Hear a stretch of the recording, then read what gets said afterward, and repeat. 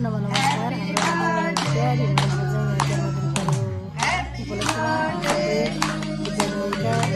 शिक्षक साथीहरूले भनेका छन्।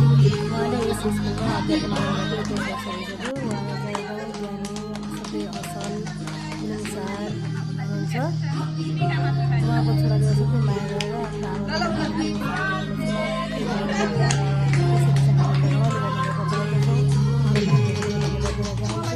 आगामी दिनहरू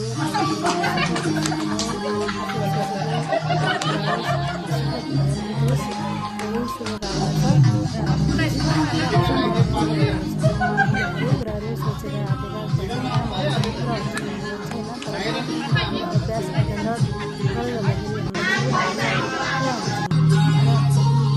राम्रा कुराहरू सोच्नुपर्छ, सकारात्मक भएर जानुपर्छ। अहिले हाम्रो यो तर यसलाई हामीले संस्कार संस्कृतिलाई जोड्ने हो भने चाहिँ हाम्रो आफ्नो आफ्नो परम्परा रहेको छ, त्यस्तै गर्नुपर्छ भन्ने लाग्छ। र हामीले यो यस्तै क्रममा चाहिँ अगाडि बढ्यो भने सानो सानो नानीहरू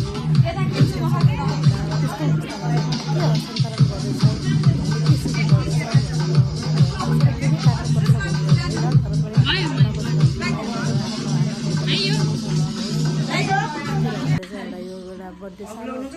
पार्टीसँगको बर्थडे आयोजना गरेका छौँ।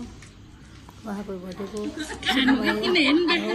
उहाँको जीवन सधैँभरि सुखद क्षणमा बितोस्, हरेक पाइलाहरूमा प्रगतिका बाटाहरू खुलुन् र स्वास्थ्य जीवन उहाँको रहोस् भन्ने शुभकामना दिन चाहन्छु। र उहाँ सधैँ मिल्नसार हुनुहुन्छ। हामीहरू उहाँसँग उहाँका हरेक जीवनहरूमा चाहिँ उहाँका हरेक जीवनहरू सुखमय रहन्।